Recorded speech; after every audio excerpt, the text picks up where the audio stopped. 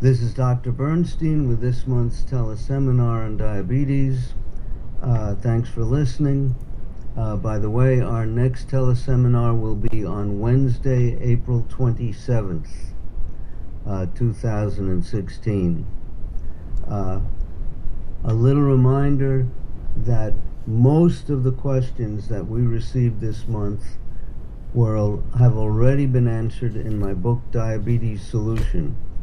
So you could save yourself a long delay in getting your questions answered if you read the book Diabetes Solution.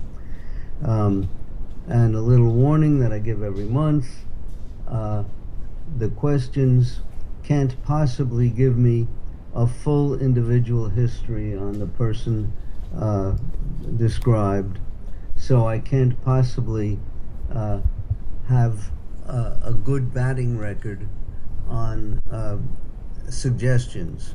It's only a likely suggestion that I might make to a given individual, and it has a good chance of being wrong.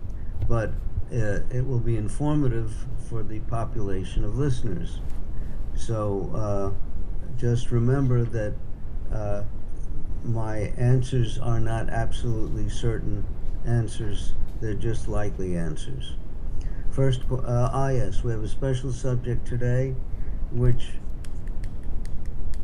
relates to the current wave of literature, TV specials, etc., on fasting. A lot of physicians, psychologists, amateurs, physical trainers are recommending that people fast to lose weight. There are even people recommending that diabetics should fast to make their diabetes better. I've had a little bit of experience in this realm now because some of my patients have tried different fasting regimens. And what we see is variable results. For example, I have one person who cut himself down to 600 calories a day for a month, lost a lot of weight. I think he lost somewhere around 40 pounds, which was a huge amount, but he could only do it for a month and rapidly regained the weight. I had another patient who had the notion that he could cut out lunch and breakfast every other day. And lo and behold, he said he was no longer hungry at dinner time. So he's been doing this now for several months, has lost quite a bit of weight, and is continuing and has no temptation to snack, which is what he had been doing before, nor overeat. So for this fellow, this form of fasting has worked. I imagine that different forms of fasting will work for different people, and no form of fasting may work for some people. That is, some people may be immune to benefiting from fasting. There's one little catch when it comes to diabetes. If you are intervening in your routine, you're going to have to change your medication doses. And there's the possibility, especially if you're taking insulin, that you might develop hypoglycemia if you cut out too much food or don't reduce your medications. So it becomes tricky if you have diabetes. If you've read my book, Diabetes Solution, you've become more of a professional at adjusting medications, and therefore you may be able to successfully fast in some manner without getting into trouble. But you have to use your head and know what you're doing. First question: why do you prefer yellow peppers over orange, red, and green? Well, if I have a preference, It's minor, probably born of the fact that when I wrote my first book, which was around 1980, I used the nutrition tables written by Bose and Church. Now it's Pennington and Church. In fact, I think there's even a more advanced version with another new author. And in Bose and Church, yellow peppers had less carbohydrate than peppers of other colors. I don't think it makes a big difference. My 4-year-old was diagnosed 3 weeks ago with type 1 diabetes and celiac disease 12 months ago. I've put her on a low-carb diet and have been keeping her in a range between 50 and 108 milligrams per deciliter. They want to let me give her Levemir, and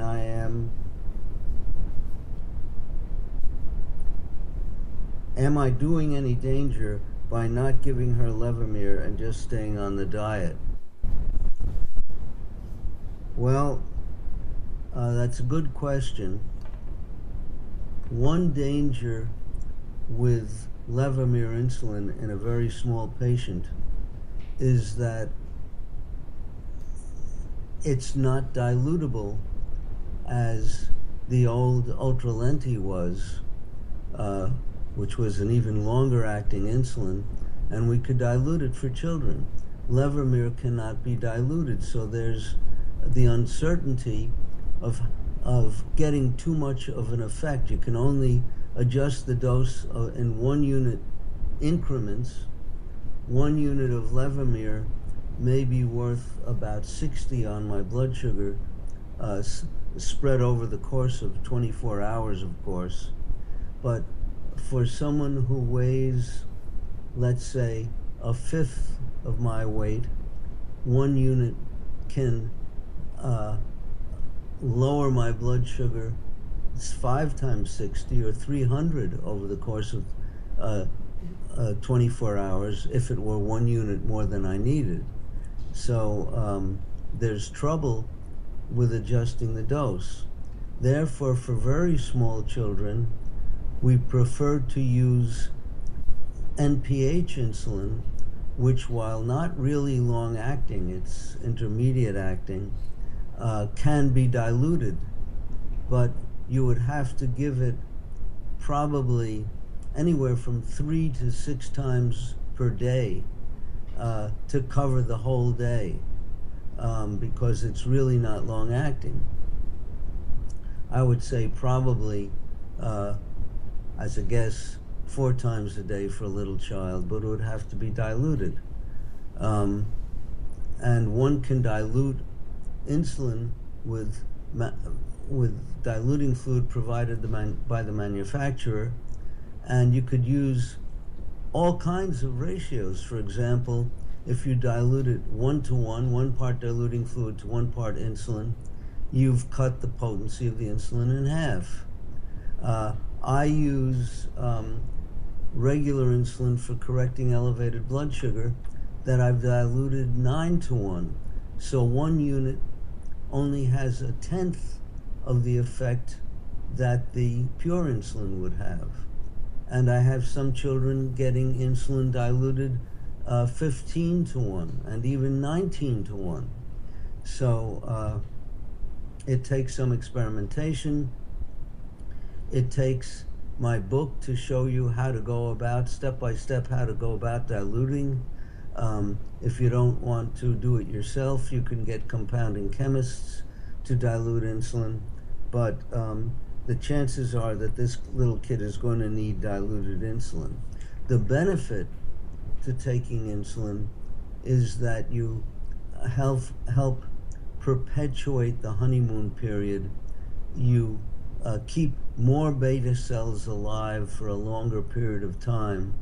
And when, in the rare cases where I've been the one to diagnose a new patient, to discover a new diabetic, if I immediately keep their blood sugars absolutely normal, I preserve much of their beta cell function. So that makes life much easier down the road. It's much easier to treat someone who's still making insulin.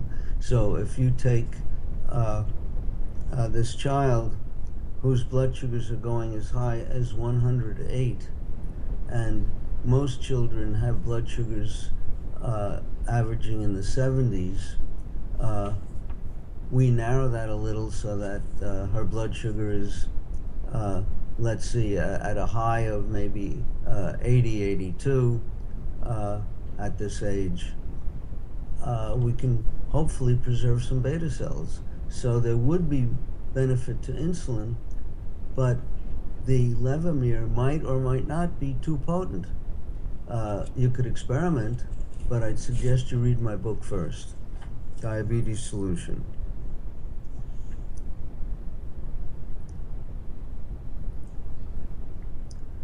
Next question.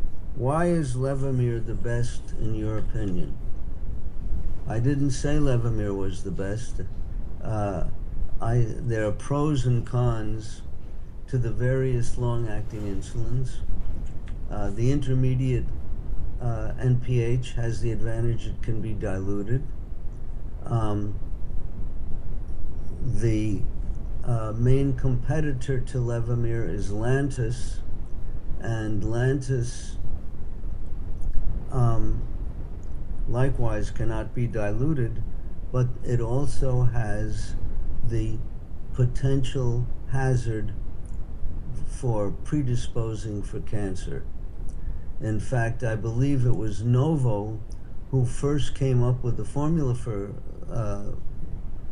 Lantus, and then decided not to proceed because it had something like 165 times the affinity for cancer cells, for IGF-1 receptors, I should say, which are found on cancer cells, 165 times the affinity than human insulin had, therefore suggesting a potential risk. And indeed, studies in Europe showed that in some countries they found considerable risk.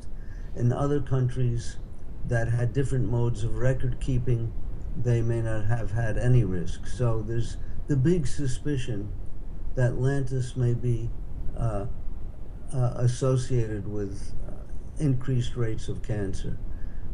Why take that chance when you have something that doesn't have such an association? Also, a number of people have complained that Lantus burned when they injected it. It tends to be acid and may burn a little. That leaves us with several long-acting insulins that are highly potent, a U300, a U500. We don't need such potent insulins, much harder to measure your dose. They're born of the habits of professional diabetes association practitioners to feed people a lot of carbohydrate and use basal insulin not just as a basal insulin but also for covering food. So they give them a lot of carbohydrate, they give them a very super potent insulin, and give them huge doses. But they're mechanically smaller doses because they're so concentrated. We don't want those insulins. There's a new insulin, Tresiba, which is a very good possibility because it lasts overnight. And the Lantus and the Levemir for most type 1 patients does not last a full night because of the dawn phenomenon. You have to take it twice a day, and the nighttime dose usually does not last until you get up in the morning. So people tend to wake up with high blood sugars when they take these insulins. Therefore, Tresiba is a real possibility and I'm using it on many of my patients.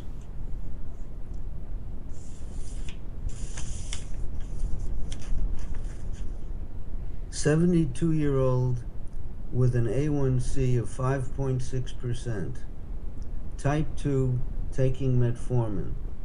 What are your thoughts on fasting 2 days a week and using your diet for 5 days a week to prevent being diagnosed with diabetes and to lose 25 pounds and get rid of belly fat?" Well, if you're being treated with metformin, you're already diagnosed with diabetes. So even if you lose weight and your blood sugars normalize, as soon as you eat a lot of carbohydrate, your blood sugars are going to go up. So you're diabetic. You're not going to make your beta cells come back. By losing body fat, you can reduce your insulin resistance and therefore make the diabetes less severe. So I strongly recommend something like what you're taking. You're probably if you say metformin, you're taking generic metformin, and we find that it's far less potent than the brand name, which is glucophage. And I don't even know who makes metformin. I have no connection with the manufacturer. I don't make anything on your purchasing metformin, but I have found that the brand glucophage, the original, is much more potent than the generics. As far as fasting 2 days a week, that may be helpful. I don't know. It's worth the trial. You heard me speak earlier about fastings being helping some people and not helping other people. So if it works for you, great. And you'd be wise, if it works, to keep doing it indefinitely. Of course, if you lose too much weight, you may have to stop it. Next question. My sugar reading was 90 before bed. In the morning, 9 hours later, it was 153. There is a formula that suggests an insulin dose based on weight. And this person gives me a complicated formula that I never heard of for, I guess, basal insulin, long-acting insulin. And again, I'd recommend that you use my book. My book gives a safe starting formula, which is probably less than what you will need, and advises you to gradually increase the basal insulin until you have normal blood sugars around the clock. And I think what you ought to do is read my book and use all of the methods in there, not just the dietary recommendations. And I also might point out that if your blood sugar is going up overnight, you might want to reduce the amount of carbohydrate at dinner. You might want to reduce the size of your dinner. You might get an RR study to see if you have gastroparesis, because people with gastroparesis tend to have low blood sugars after dinner at night and then empty their meal while they're sleeping and be high in the morning. But it's important that the long-acting be twice a day. And if you're really insulin dependent, I would think that you might need the Tresiba insulin, which lasts longer overnight. I have a unique situation where, because I get intravenous gamma globulin every 3 weeks to stay alive, I have started making insulin on and off at random and have to check my blood sugar every 3 hours during the night. So because I have to be up, let's say at 5 a.m. in the morning, I take my morning shot of insulin at 5 a.m. and I use Levemir, and that is working by 8 o'clock, and I don't have the dawn phenomenon as a result. But before I started taking the shot at 5 a.m., I took it at 7 a.m., I would be high every morning. And if I were not getting gamma globulin, I'd probably be taking Tresiba right now. Next question. Medicare does not want to authorize 5 to 6 times a day that I check my blood sugar. So Medicare does not want to authorize frequent blood sugar testing, does not want to pay for strips. And this is something that we run into frequently. That's why we tell Medicare that all our patients take insulin, because that's one of the criteria for giving you frequent blood sugar testing. It's been a major fight to even get 3 one-touch strips per day. Well, right off the bat, you're not using the strips that we recommend, and you're probably not getting accurate results. If you take those 3 strips and do one blood sugar after another, see if they're all the same. They should be, if the strips are accurate. That's a separate problem altogether. I'm experimenting with cheaper meters and strips, but they aren't very accurate. How do I get Medicare to authorize the strips I need? Well, first, I would recheck the strips you're using, do like 5 in a row, and see if they give you all the same reading. That will not tell you about their accuracy, but will tell you about their predictability or consistency. And if they're not predictable, they're not going to be accurate. Now, your physician can fill in an exception form for Medicare. You ask your pharmacy to send your physician an exception form. They can also send one to you.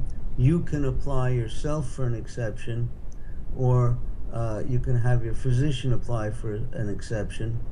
You have to give good reasons. You have to be creative in your thinking, and the people who review the request have to think that if you don't get accurate strips, your life is in jeopardy. And of course, if you're type 1, that's probably the case.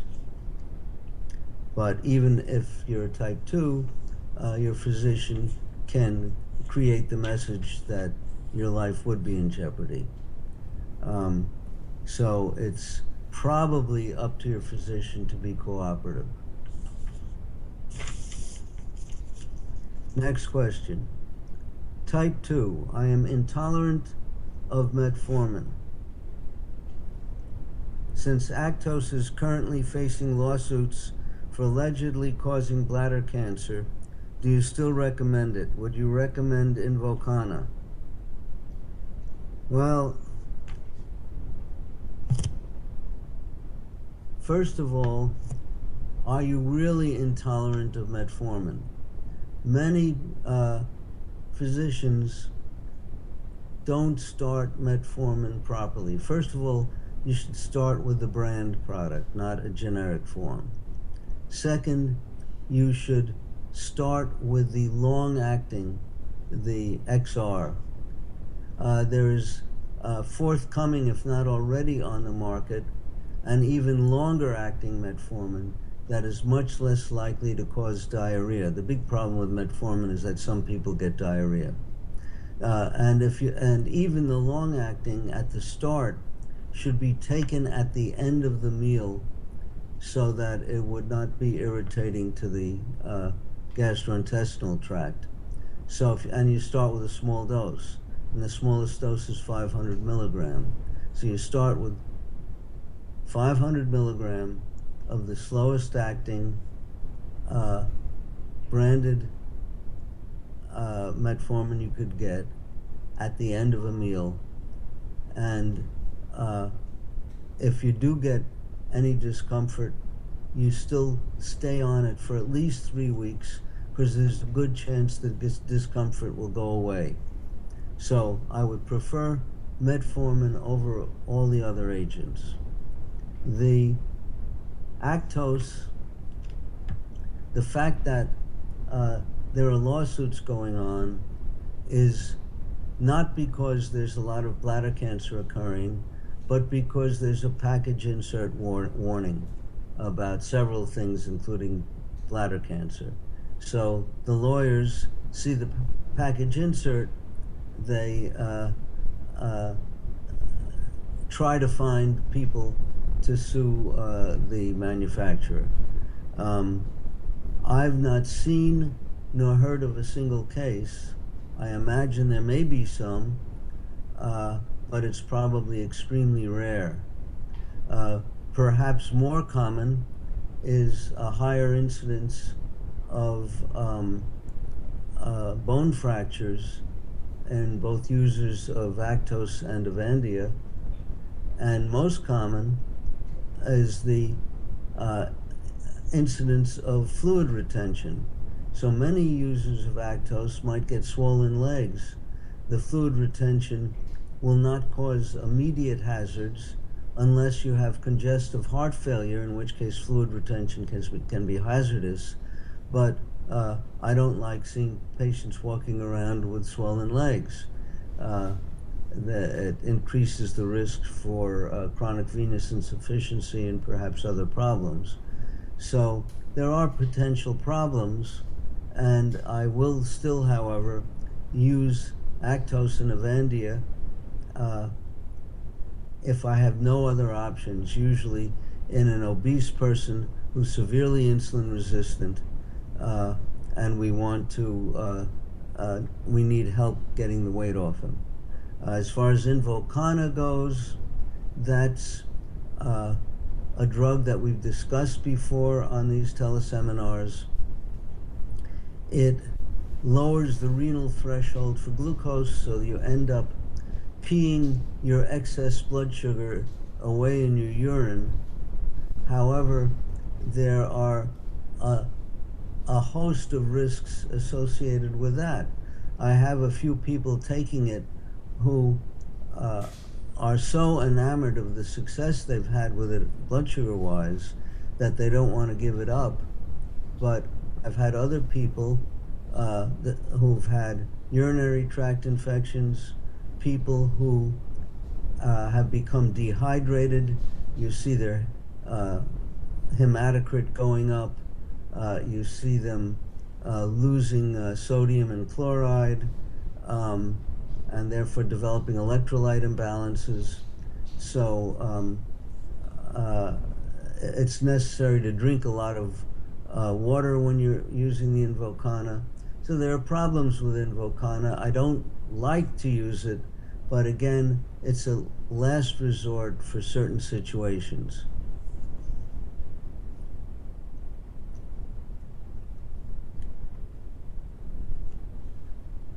I am a type 1 for 43 years. So this person is a survivor.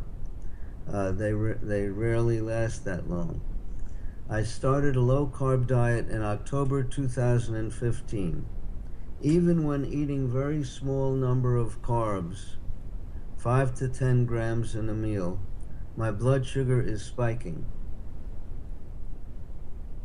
I am assuming this is due to liver dumping glucose. Is this a good sign, or am I doing something wrong? Am I burning muscles or fat? Well, this person certainly should read my book. Uh, my guess is that he's taking long-acting insulin once or twice a day and not taking rapid-acting insulin for his meals.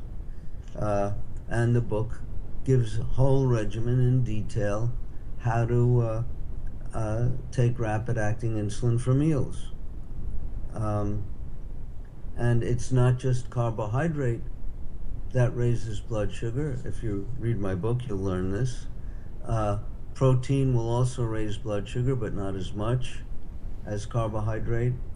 And the mere physical bulk of a product will raise blood sugar.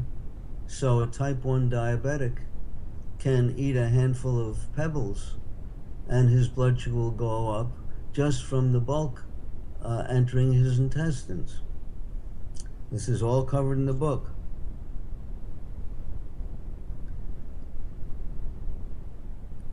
Next person says, I'm a type 1 diabetic and have been eating raw vegan for 3.5 years since diagnosis.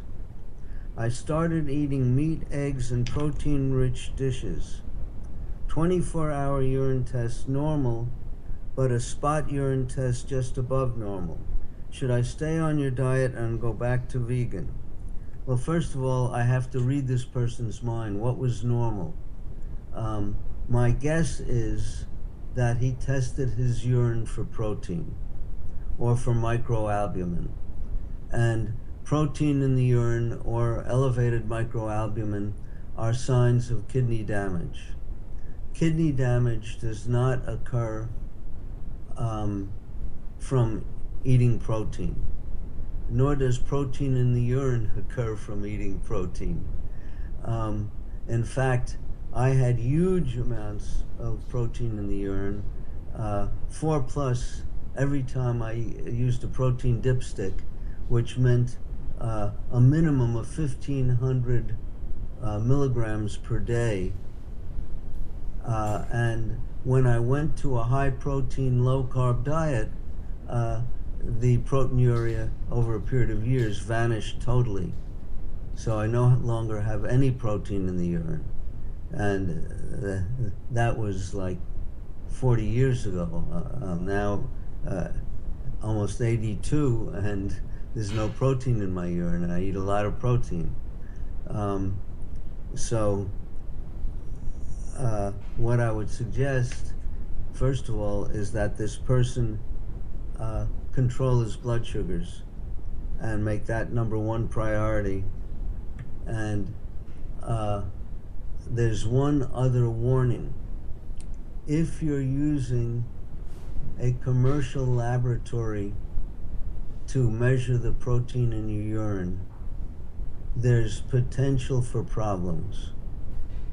We've had a number of reports from major commercial laboratories, the two biggest in the country, where they will report 0 microalbumin, which is a very sensitive test for microscopic amounts of protein, and then huge amounts of total protein. The combination is impossible.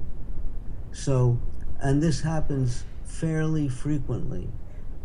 So the top labs in the country are making major mistakes in their measurements of protein, either in spot urines or in 24-hour urines. We have inquiries filed with both of them, but they say they can only help me if we advise their top chemists in advance when a specimen gets submitted before it's tested, so that they could sort of walk it through and see what could be happening that's causing the mistakes. Why they're not walking their other specimens through, if this thing is happening fairly routinely, I don't know. But if you're using a commercial lab, you could be getting erroneous results. Next question. How can you keep your blood sugar at 83 all day long while eating a low carbohydrate diet below 30 grams per day? Will any type of food your blood sugar increases? No, with any type of food, your blood sugar increases. You're correct. With any type of food, my blood sugar will increase if I haven't covered it with insulin. So I have to be very careful in the use of insulin, and have consistent meals. If I were to be juggling different amounts of food for each every time I ate, the way the ADA recommends, I wouldn't get any consistency.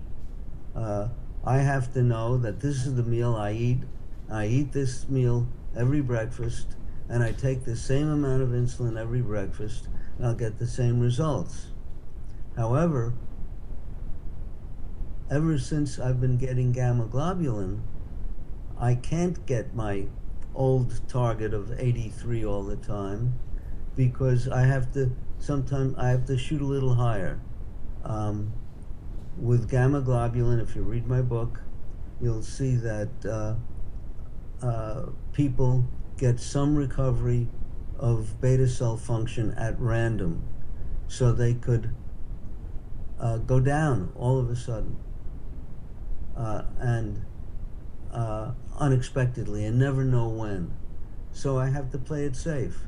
So before this teleconference, I checked my blood sugar, and lo and behold, it happened to have been 83 on the nose. But I took a little bit of protein that will be working over the course of this teleconference, over this hour, on the hypothesis that maybe my blood sugar might be slowly going down. Now, what could more likely happen is I might end up a little high at the end of the teleconference because I took the protein, and my blood sugar, and I was not making any insulin. So I'm at a big disadvantage compared to people who don't get gamma globulin. And my patients who get gamma globulin are in the same boat that I am. They have a tougher job. So it's harder for me than it is for you. Therefore, you certainly don't have any excuses not to have really normal blood sugars. I suggest that you read my book, and I remind everybody that 25% of diabetics have common variable immune deficiency, and at least 10% of those have to receive supplemental IV gamma globulin. My doctor has been trying to get my free T4 and free T3 in the middle of the range. Problem is, no matter how high a dose of Synthroid, my free T4 will not rise. Any recommendations? Well, I can think of a number of recommendations. First of all, if your doctor is associated with a hospital or a large medical practice that has their own laboratory and they're checking the free T3 and free T4, the results they're getting may not be accurate. We were using briefly, actually for several patients, results coming from their doctors' hospitals. And you do the same test 3 days in a row and you get 3 different numbers. So you have to use one of the major clinical laboratories in order to get accurate results. And in fact, the 2 top laboratories, I believe, use the same endocrine lab to do their free T3s and free T4s. That's one problem. The next problem has to do with thyroid binding globulin. If thyroid binding globulin levels are elevated in your blood, they could be binding the T4 and the free T4 will not show up. Free T4 is unbound. It's the form that can be active. If it's bound, it's not going to be active. And if your thyroid binding globulin is too high, it could be binding up all this T4. That's another possibility. The most important thing from the point of view of metabolism is the free T3. So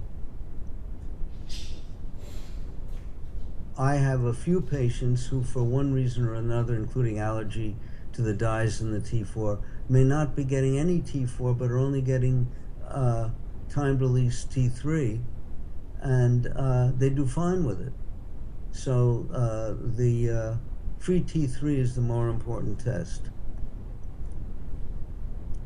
Type 1 diabetic experiencing dawn phenomenon, will they always experience it, or can it subside or change to not experiencing it? I see no reason for it to go away unless you were to become non-diabetic. It's usually triggered by the production of growth hormone while you're sleeping. Now, of course, it could be that maybe if you get to be very old, you may make less growth hormone when you're sleeping, and maybe the dawn phenomenon will go down. But I have not seen the dawn phenomenon disappear in any of my patients, and I'm getting on in years, and mine would be there if I did not take insulin at 5 a.m. in the morning. So the dawn phenomenon should be treated. Now, there's also the frequent confusion of the dawn phenomenon with gastroparesis. People who have delayed emptying of their dinner frequently find low blood sugars after dinner and high blood sugars the next morning. It's not consistent, so they don't get it every single day, but it happens often enough that they might confuse it with the dawn phenomenon. But you could have both also, more common. Next question. 40 years old, athletic female, type 2. I control through eating. No carbs except veggies and some berries. So right off the bat, she's probably eating enough berries to send her blood sugars pretty high. Despite all my efforts, I am constantly tired. My fasting blood sugar, now 97. I have high cortisol levels. Now, I don't know how she knows she has high cortisol levels. Maybe she's been tested. If she has high cortisol levels, she certainly should be worked up. She could have Cushing's syndrome. She could have a chronic infection. All kinds of things could be going on. Let's see. And most puzzlingly, cholesterol is perfect and triglycerides are very low. Yet my A1C is higher than it should be at 5.7. How can that be, and what could I do to improve? Well, she's speaking as if cutting some carbohydrate out is absolutely going to normalize her blood sugar, and she's a diabetic. So she certainly should read my book. She may need insulin. Maybe something like metformin would be of value. She certainly should discontinue the berries. She says nothing here about protein. She could be eating huge amounts of veggies that add up to a lot of carbohydrate. We don't know the details of what she's eating, so she should certainly read my book. And if she really does have elevated cortisol, she should get that worked up. And don't expect your blood sugars to magically normalize. We've seen A1Cs come down from 12 to 6, but we haven't seen them just by diet. But to go the rest of the way down to 4.7, they have to take medications, maybe even insulin.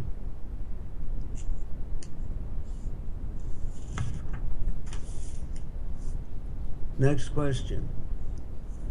On 30 grams carbs daily, but gained weight. So increase in the amount of insulin when being treated with chelation therapy. How can I get off the cycle? To lose it and decrease insulin, went from 14 to 20 units of insulin on the Omnipod. Well, first of all, you should read my book, Diabetes Solution. It's number one. Number two, the Omnipod does not give accurate blood sugars. It's a guide toward blood sugar emergencies. So it'll give you an alarm if you go too low. It'll sort of it'll likewise give you an alarm if you go above a certain high level that you set. But you should be using an actual accurate blood sugar meter for adjusting your doses of medication and so on. In addition, if you're undergoing chelation therapy, there are many hazards associated with it.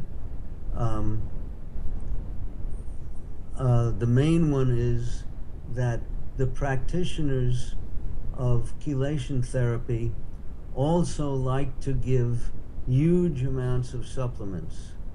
And one of the supplements they give is vitamin C. And vitamin C does a number of potentially dangerous things, including raising blood sugar, but at the same time destroying the enzyme in the blood sugar test strips so that the blood sugars read low. So it will give you high blood sugars, but with a low reading. So all of these things should be taken into account, and I suggest that you read my book and follow it very carefully. Next question. Can high cholesterol be a symptom of high blood sugars? And if you take a statin, will your blood sugars also come down?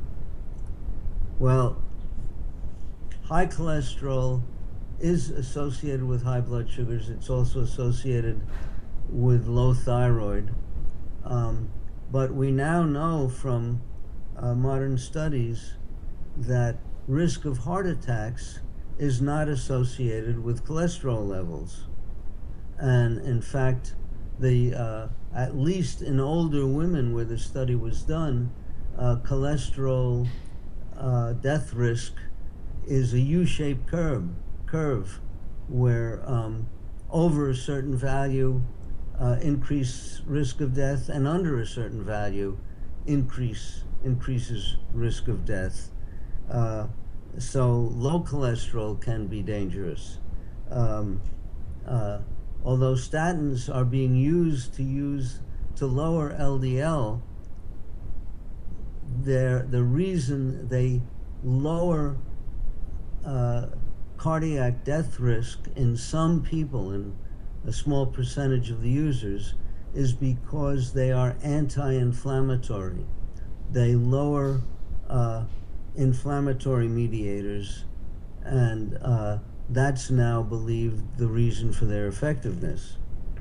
Now it happens that high blood sugars also increase inflammatory mediators, as does abdominal fat. A statin will not lower your blood sugars, but it has been found that statins increase the risk of diabetes by a little over 20%. So statins might raise blood sugar.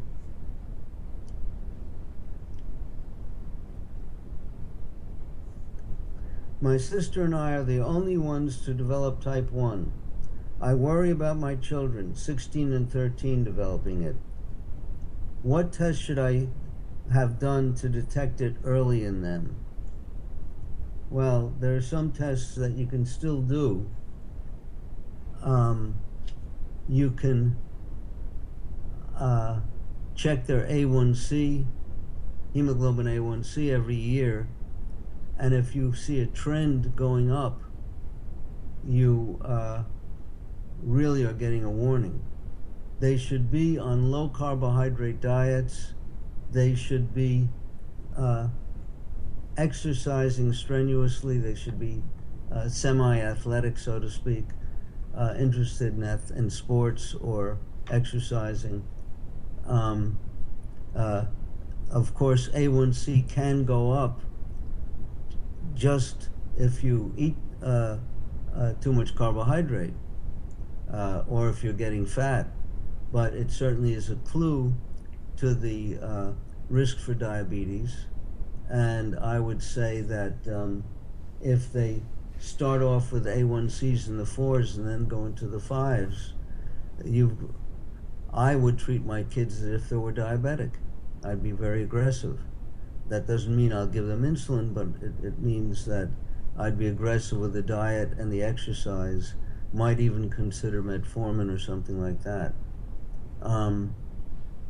Then there's testing C-peptide, which is a measure of the amount of insulin you're making, and you can test this fasting, which is probably the best time for consistency, because if you test it after a meal, it depends upon the size and timing of the meal. So you could every year test C-peptide. You could look at the antibodies that have been considered at risk for type 1 diabetes, but there's a catch there, because there are so many antibodies involved and the antibody picture keeps changing. They keep finding new ones, and newer ones that are more predictive than the older ones, and so on. The classic ones are what are called the antibodies to the GAD protein on the beta cell, and anti-insulin antibodies. So those tests are available commercially, and you could do those once a year. That's about all I could think of. I think that whatever the test results, encouraging low carbohydrate, high protein diets, and muscle building exercise would, in addition to cardiovascular exercise, would be wise.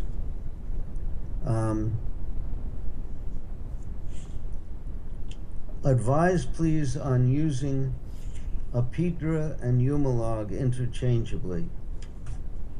Well, they're not identical insulins. They have totally different timing and different potency. The Humalog is more rapid acting than Apidra. The Apidra is more rapid acting than regular. The Humalog is more potent or stronger than Apidra, and the Apidra may be the same or a little bit more potent than the regular. So you're talking about two different insulins. You can't use them interchangeably.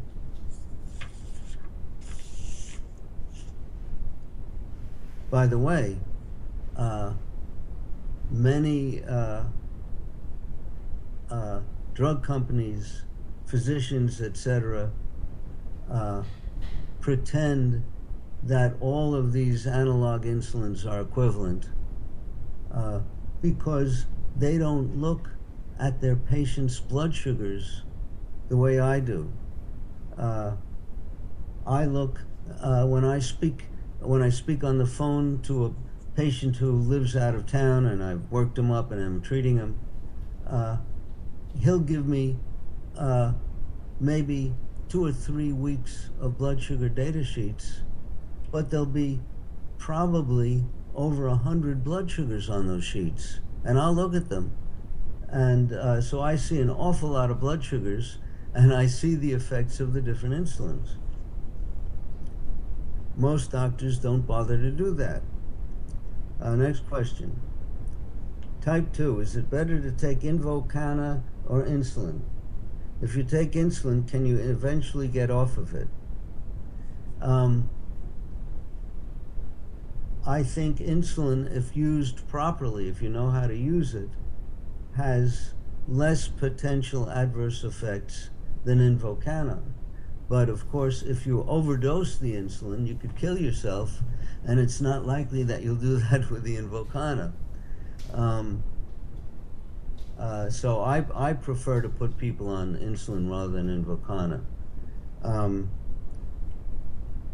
Have I ever seen a person get off insulin? I've even spoken in my book about the one fellow, I don't know if he's still alive, he might be, who had gained 100 pounds over a period of years from overeating, and was injecting 100 units of insulin a day on his own. In those days, you could get the pharmacist to give you almost any medication without a prescription.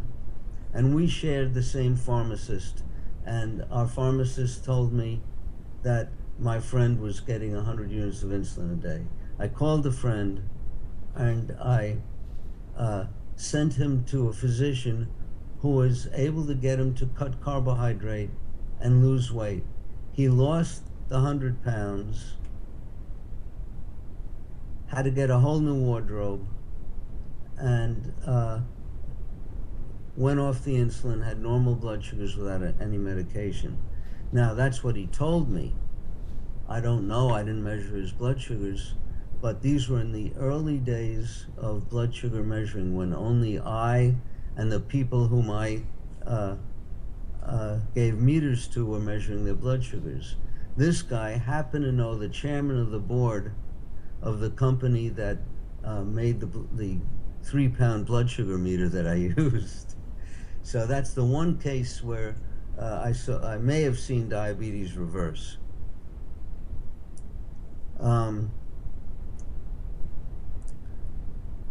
Next question. Are meters accurate enough to aim for blood sugars in the 80s? Yes, if you use the meter that we've been using. However, I do point out that maybe once, as of a couple of years ago, once every 20 or 30 tests, I'd get a very high reading out of the blue. So, and that would always be a surprise, so I would retest. Of late, maybe they have better quality control on their strips. I haven't seen any of these very high readings. So my gut feeling is that the meter we're using is very safe. I'm using it not only for myself and trying to keep my blood sugars in the 80s, but I'm trying to keep kids in the 70s. So we don't have any trouble. But most of the meters on the market are grossly inaccurate. And we've reviewed in my book and also on these teleseminars and my videos how to at least check for the reproducibility of a meter.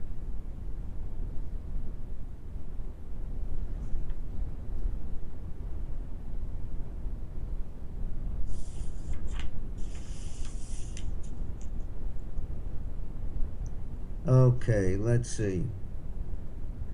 Would you please tell me how to use the diastics? Diastics are urine test strips for glucose. We use them to test food for rapid-acting carbohydrate. We take the food, put it in our mouth, chew it, mix it with our saliva. The saliva will break apart the glucose molecules so that they'll react with the diastics. You then spit it on the diastics and wait a minute.